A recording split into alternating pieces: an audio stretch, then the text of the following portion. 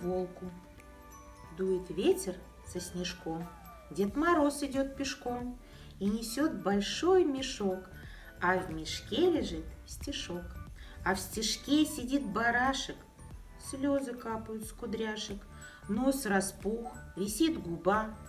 Ох, несчастная судьба у пушистого барашка, потому что дурашка. Услыхал, как ночью волки хохотали из-под елки. Спать барашку не давали и злорадно завывали. Никому не верьте, детки, Дед Мороз не даст конфетки. Это выдуманный дед, вот и весь большой секрет.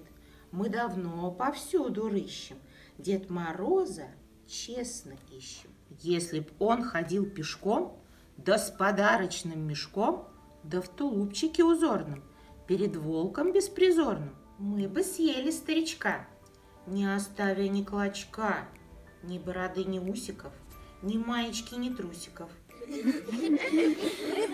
Это выдуманный дед, вот и весь большой секрет.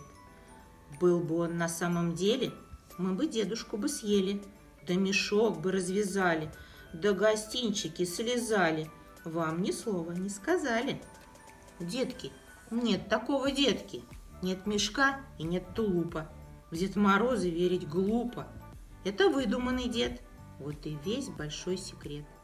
У окна сидит барашек, слезы капают с кудряшек, а к нему, хрустя снежком, Дед Мороз идет пешком и несет большой мешок, а в мешке лежит стишок.